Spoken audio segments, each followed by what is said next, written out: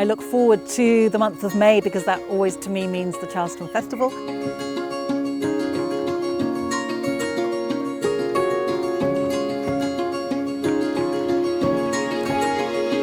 A place of great cultural interest and very beautiful.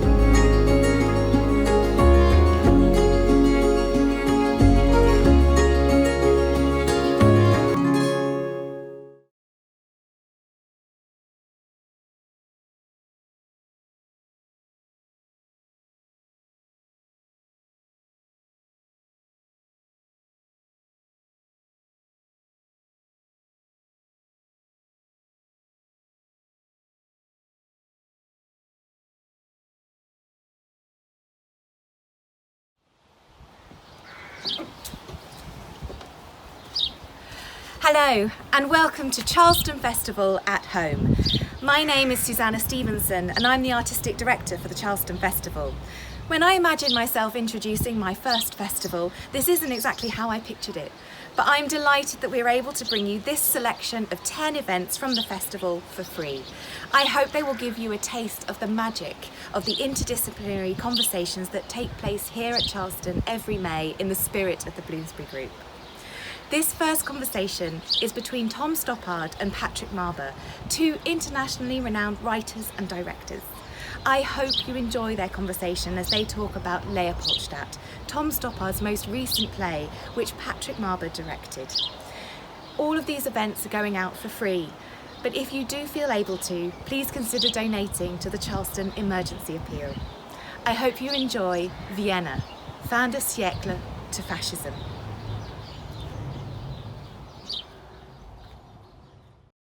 Hello, Tom. Patrick, good morning. Welcome to the Charleston Festival at Home. We would have been in a big marquee, I'm told, but I'm in my office and you're in your sitting room, it looks like. Well, I'm sitting at my wife's desk because I don't have the computer or any computer. Yes. So that's how it works here. I can see the garden through the window, which is comparable to Charleston, perhaps. And there's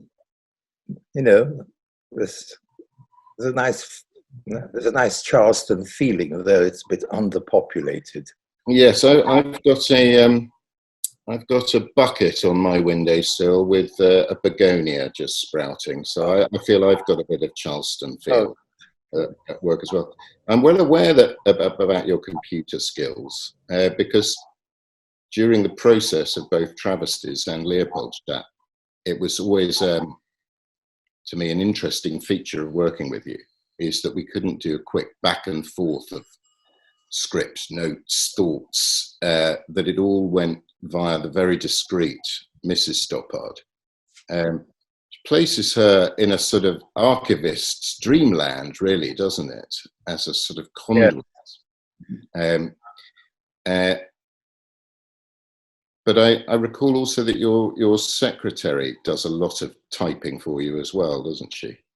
Well, over the years, I've always done my own writing for the first time I do anything on a piece of work. But yeah, I had Jackie for decades, and now I've got Sabrina, and Jackie is a kind of backup. But I must say that it's always nice to get it back in print. Correcting in print is really a joy. It feels half published because my handwriting goes all over the place. So with Leopoldstadt, did you write the whole play by hand and then type it up yourself, or did you dictate it to someone? What was your process? I would fax my handwriting to Jackie, who lives near Winchester, or put it on Sabrina's desk, depending on who was less busy. And I would get the printout back. I'd only handwrite one draft, but I would handwrite the whole of it. Yes, I think we might need to explain to younger watchers what a fax machine is. I mean, or a fountain pen. I mean, I remember using fax a lot. It was very useful for getting scripts to America when you had to, and it was a sort of miracle Yeah. of the early 90s, I think. I certainly remember faxing screenplays in those days. But it took I ages. remember being shown a fax machine for the first time in a friend's office, and it Yeah. seemed like a miracle to me. Yes, yes. Well, it still does, because I've never really understood what a fax machine, how it works. But I suppose You should explain to people what carbon paper is, or what. yes. I'm sure most people in our virtual tent marquee Mm. wouldn't remember carbon paper. What used to happen was that before I had somebody to type my stuff out, I'd have to type it myself once I'd done the handwriting part. And with carbon paper, you could get 2 or 3 copies simply by typing it once, interleaving the pages with carbon paper. It was a hell of a grind. I remember the early plays, and it used to take days just to hammer the keys. And Yes. even then, it was slightly exciting to see it typed. It felt as though I'd achieved something between the handwriting and the typing. And by the time we got to proper, what do you call them, word processors, there was a point in the history of publishing where there was not that much difference between getting a printout at home and the most basic form of purchasable book. And there was a period when even my publisher, I think, produced plays in a typewritten format. A font is the word. I remember those.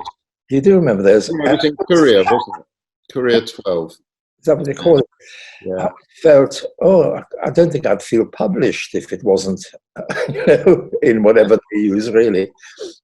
Yes. It's never ceased, after all this time, it's never ceased to be an excitement, and I'm sure the same is for you, when the book actually arrives to hold in your hand. The thing about a play being published and it feeling like a play reminds me of on those rare occasions when I have been writing a play, and I don't know what it's like for you, but I spend a lot of time worrying when I'm writing a play whether it is even a play, by which I mean, yes, I'm writing scenes, I'm writing dialogue, there seem to be some vague representations of people conversing in some manner, but whether it's a play or not, I don't really know until quite late in, maybe 20, 30, 40 pages, I might grant myself the privilege and the relief of going, oh, I think it's a play. And I wonder if it's the same for you, or do you know when you set out, it's a play? I must ask you, if it turns out or feels that it's not a play, what on earth is it? Oh, it's just rubbish. It's just something that doesn't deserve to be on stage. It's an abandoned work. Yeah, it's not a short story or a screenplay. It's just not a play. It doesn't stand up to scrutiny.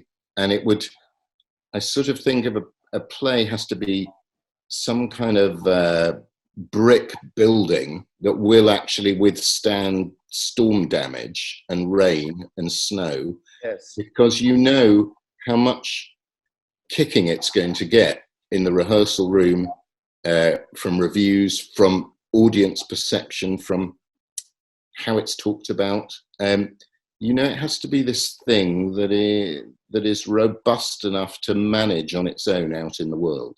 So yes, I do think of it as a brick, a sort of outbuilding, really, an outside toilet that must survive. Are you making it up as you go along? Do you mean? The play?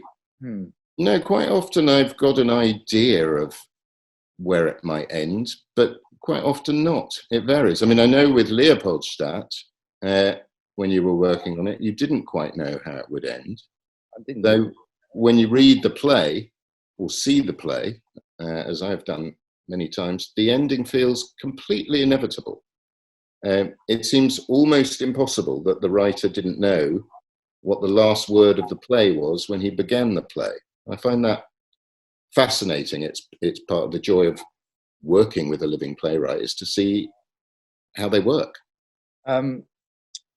Yeah, there's a kind of internal contradiction in what I think I'm about to say, which is that latterly, by which I probably mean 50 years, I felt more and more that I don't have to know everything that's going to happen, and probably ought not to know. Mm-hmm. And I still feel that. But in the case of Leopoldstadt, I knew what the destination had to be. I knew pretty much where the arrow was aiming for. What I had no sense of was the way that the story is proportioned out. I thought when I started writing that it would be a 2-act play and the second act would be post-war, so that our last scene, which lasts about 20 minutes, would be the entire second half of the play. And that's happened to me not only before, but for most of my writing life, it seems to me.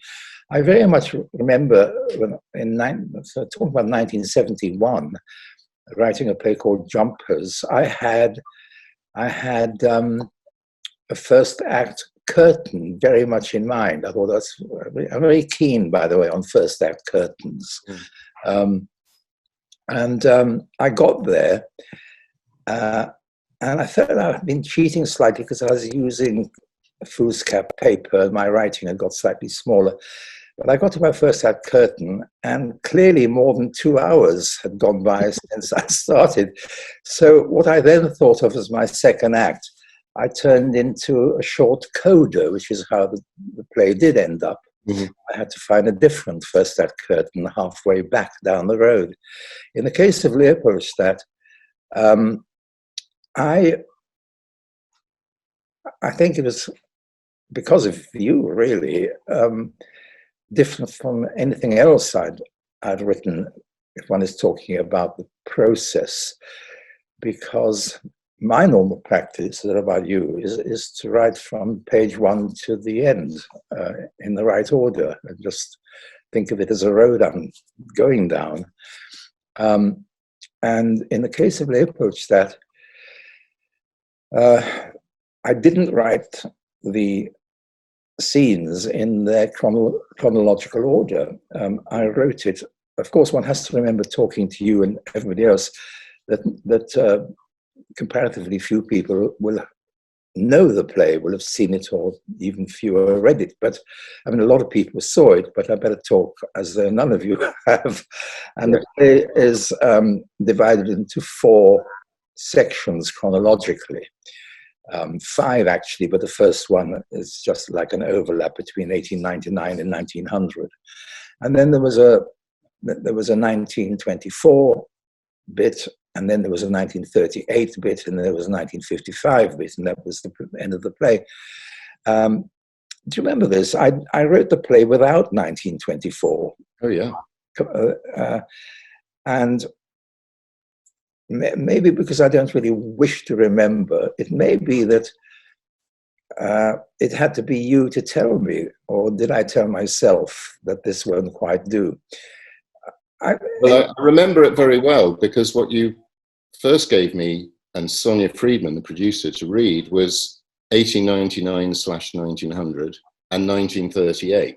You didn't have 1955 at that point. But you knew there was going to be a 1955. Yeah. Yes, you were toying with it being a 3-act play, possibly. You even had thoughts at the time, I don't know if you remember this, that you might end the play in the present day.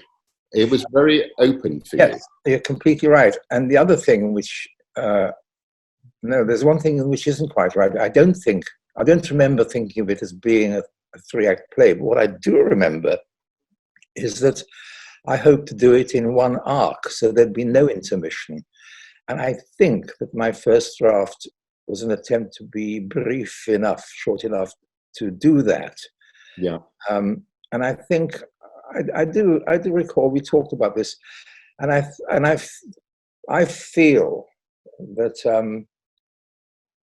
you, more than anyone. I mean, basically, it was the three of us, you, me, and Sonia, involved in this. And I think you thought and said that taken at such a lick, there wouldn't be time to absorb things and to think about them. And I think the way one expresses that is to say it wouldn't be able to breathe. And to this day, if we were not in lockdown, we'd still probably be talking about that. We would. I mean, having now put the play on, I sort of wish I had done it in one arc, because I can see the pleasure in that. The thing I felt at the time, and I think I still feel, is that in terms of acting time, it's about 2 hours, 20 minutes long. Whether you can keep an audience held without any kind of interval for 2 hours, 20 minutes, I don't know. But I'd love to try. I can think of a few times when the audience has been happy to sit there for 2.5 hours. I, on the whole, wouldn't do that willingly. Not out of modesty, but a kind of shyness. I think of theatre as being bounded by its own form. I'm not actually very adventurous in that respect. I mean, I think people who are not bound by their traditions would be quite kind of cavalier, almost reckless in saying, well, this is it. If you don't like it, go home. And I'm slightly too keen on being liked, maybe. That would be one way of putting it. We should talk a bit about the material of the play, the content of the play. At what point did you decide, okay, I'm going to be in Vienna? Because you could have set this story in your own country of birth, Czechoslovakia, as it was then. You could have set it almost anywhere in Europe and had similar resonances. Why Vienna? That's my first question, really. Yeah, and let me put in just a little prescript, which perhaps needs to be said. This is a play about a Jewish family between 1899 and post-war, and most of them end up murdered. Now, I personally came from a Jewish family. I was born in 1937. I came to England in 1945, and it might have been very early 46. And there were certainly ways in which I was using my own experience, but I was very keen on it not being an overt autobiographical play. I mean, it simply wasn't. But I was keen on it being something to do with the Nazi occupation of Europe, Eastern Europe. And I just felt that either one's writing about oneself or one isn't. And I didn't want it to be set in Zlín, which is the town in Czechoslovakia where I came from. Vienna, why choose Vienna? First of all, it's the nearest city to Zlín. It's closer than Prague. Secondly, I always sort of feel I need to have the comfort of having various layers of content, because when I begin, there's so little that I can say about what I'm doing. I could write it on a postcard. And Vienna, of course, was so rich in cultural background, in its own history. So I was able to locate my story inside a framework which meant something to very many people and meant a great deal to a few people. So it was that. I wanted to be somewhere familiar. Yes. Not And with me. by familiar, I would imagine you mean in a literary sense as well, in that you'd adapted 3 plays already that were either set in Vienna or in that neck of the woods. Dalliance on the Razzle. Trying to remember what they were. Yes, Dalliance on the Razzle and Tales from Vienna Woods. no, that's So, fine.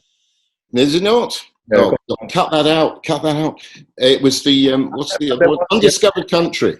Undiscovered Country, Liebelei, and then the Nestroy farce. Yes, that's what I meant.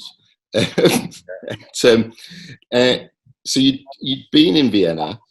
You knew, and there were little. We, the company, read on the Razzle and Undiscovered Country.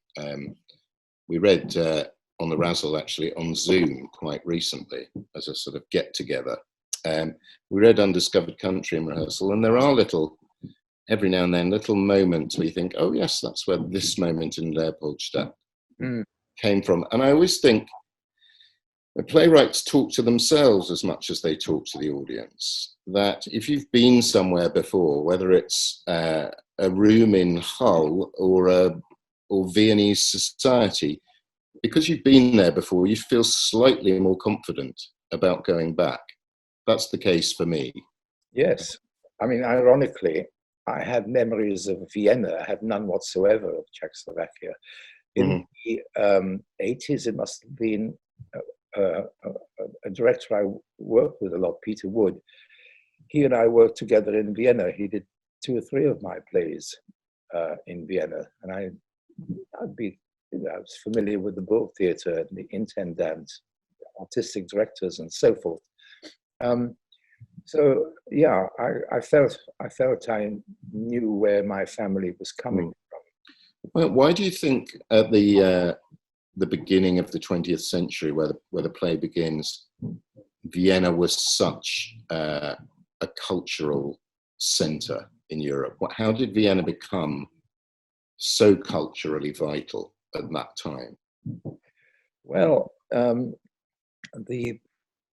I suppose you'd say the protagonist of Leopoldstadt, but certainly the head of the family in Leopoldstadt, and in the end, the next generation also, they're saying it was because of the Jews. I mean, various numbers are flung about. It's not really that kind of a play, but at some point, he does make the point that that while 10% of the population were Jewish, 50% of graduates from the University of Vienna were Jewish. And this was not a particularly, idiosyncratic social fact about Vienna particularly. It was true in all the kind of cosmopolitan and metropolitan parts of Europe. So certainly that's something to do with it. It's not, of course, only that, because not all these great names were Jews. I mean, Schnitzler was, Klimt was not. But there was something which is very attractive about that generation, particularly of Jews who wanted, as it were, to be assimilated into an ancient, admired culture. And it was simply an appetite more than an enthusiasm. It was an appetite they had, as intense and as real as the appetite you'd have when you were starving. And there was I can't go into the wheres and whys, but there was a lot of genius among the Jewish population in Vienna as elsewhere. Freud features quite large in the play. I mean, he's threaded through, referenced, culminating in what to me is an incredible scene, the last scene of the play, in which we almost see Freudian theory in action. I don't know if you were conscious of that when you wrote it, but what we see is a suppressed memory brought to light in the scene. Yeah. Was that in any way part of the architecture, or did it just happen? Just happened. I mean, you knew this memory of the scar was going to be central to the play. I know that from the Talk magazine article you wrote in '99 and things you said, and it's true from your own life, that this scar was going to have great meaning and purpose. That was part of your architecture, wasn't it? You knew you were going to have a boy cut himself, and many years later remember that. Yes, quite right. I was worried. I kept having to kind of juggle the mathematics of how people would be in certain years and so on. And I was rather worried that he'd end up too old to plausibly have forgotten these things.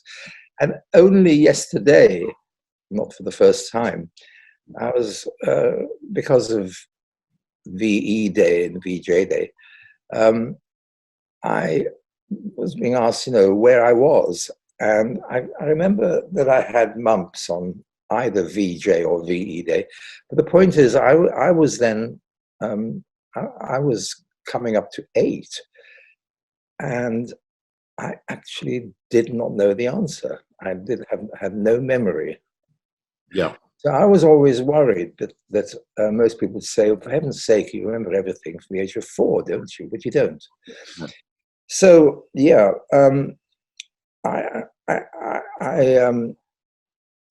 I planted my 7-year-old boy, 8-year-old boy, knowing I would need him to be 24 in the last scene of the play. And it's a terribly moving scene, but the other feature of it that I love is that it's moving and it's gentle, but it's also full of fury. It's an angry scene as well. The character of Nathan, and to some extent Rosa, are livid about how Vienna has, as it were, reconstituted itself, absorbed its Nazis. They're still in the orchestra. The conductor is an ex-Nazi. This fury in the play, I think, is very important because it's a play that doesn't express rage really until its final act. That terrible things are happening, but people are absorbing it as just part of life, as we do, and then it erupts. Yes, there's a rage about what they went through. Not just this family, but countless. There was a rage about it, and there was a rage about how we absorb it and move on. Yeah. And as you say, I didn't know where to stop the story. I mean, there are people out there, even in here in the tent. There are people who are really saying, so why stop there? Because the question of anti-Semitism doesn't stop in 1955. We're living with it now in 2020. When this came up, I was quite surprised, but only because I'd always planned to stop where I did. It never occurred to me to then try to pursue, as it were, an answer to the conundrum, to try and explore why decades later, 50 years later, 60 years later, anti-Semitism in certain places is as it ever was. All I can say about that is that I had no idea. I had no idea about it. I had no ideas to explore.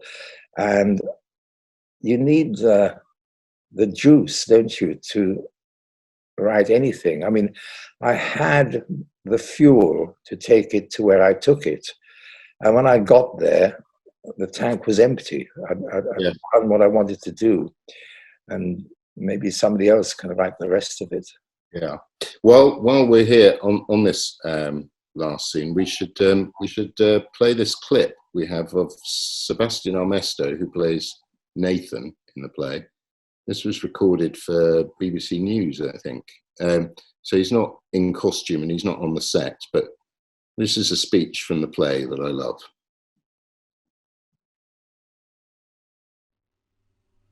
Austria is officially innocent. The ecstatic multitudes who welcomed Hitler, innocent victims.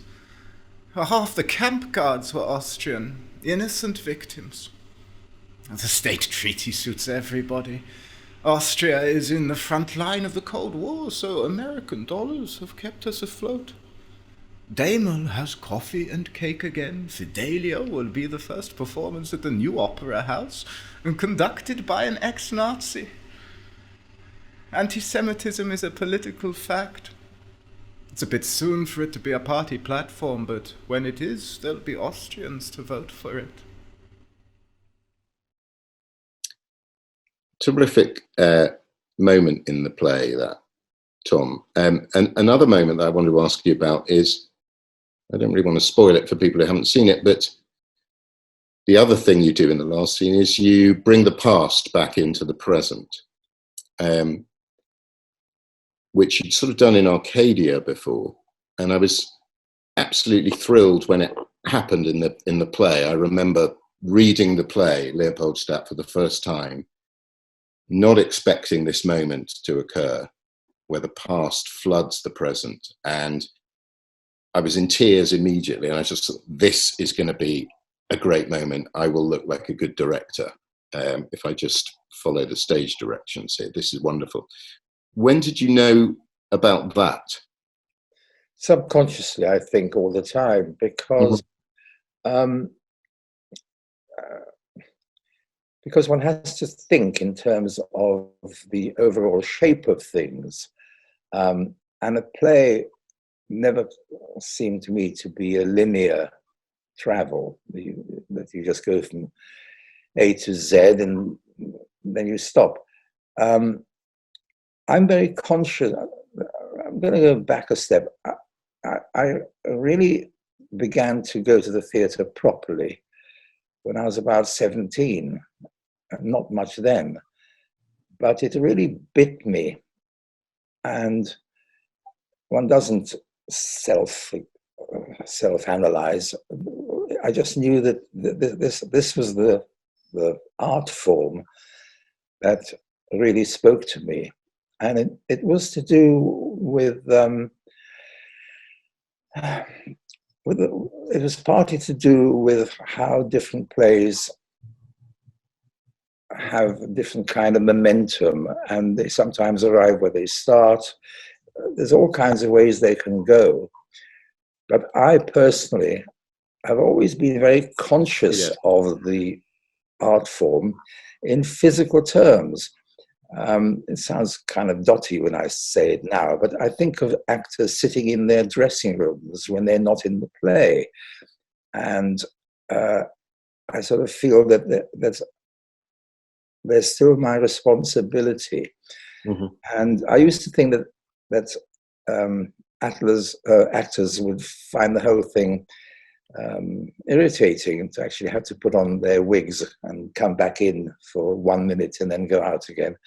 I've learned on the whole that they like to be drawn back in. So although it seems like a very primitive kind of reply to your question, it was partly I wanted to involve as many people as possible. We'd been together for these couple of hours, and I didn't want them to feel left behind. But I also had your take on this, that it gave the end of the play a kind of bodiedness, which wasn't just, as it were, the end of the intellectual. Tom, I've got two more things I want to ask you. First one is, how are you enjoying or experiencing or managing lockdown? The simple truth is that this is the sort of life I always wanted, really. Obviously, I don't enjoy the sense of terror and apprehension and anxiety, which I feel towards the world outside this house. But, you and I, we're so fortunate, writers, composers, painters, what else do they want except to be left to do their thing without the person from Porlock ringing the doorbell? Mm-hmm. Obviously, I'm extremely fortunate. I live in a nice little village. There's a nice garden out there. I've got my desk upstairs. I don't take as much advantage of the situation as I ought. And I'm eating very well. Excellent. And then my last question for you is, you sort of semi-announced or mentioned or said, "Man, maybe Leopoldstadt's my last play." And you said this before we opened, and it was interesting to me. You'd never said that to me. I didn't for a second think it was your last play. But equally, I know what this play cost in terms of time, effort, and it's a huge play. I'm just wondering whether now we've opened, we're a success, hopefully we'll come back and more people will get to see it. Hopefully we'll get to New York. It's on its journey, this play. Might that clear your head a little to just pop out a little 3 or 4-hander, maybe a shorter play, a less time one. The thing you're referring to wasn't a statement of policy or principle. I just had the sense that, where do you go after Leopoldstadt? Where do you go after a play which goes through on the other side of the Holocaust? And what I felt was that it'd have to be a hell of a play not to, as it were, just be something relatively trivial seeming. Mm-hmm. It's also a matter of mental and physical energy. At present, I feel capable of writing another play if I have something I want to write it about, and so I will. That's what I wanted to hear. I look forward to it if it happens. Thank you for being in this this virtual tent, this Charleston at Home festival. I'll let you get back to your garden. I hope that the real Charleston will be back next year. I mean, I remember it as one of the very nicest, most agreeable festivals, and more than that, experiences that one might have for the whole year, is to spend a day there. So good to you all. I remember it too very fondly and look forward to it being back. Thanks, Tom. Thank you.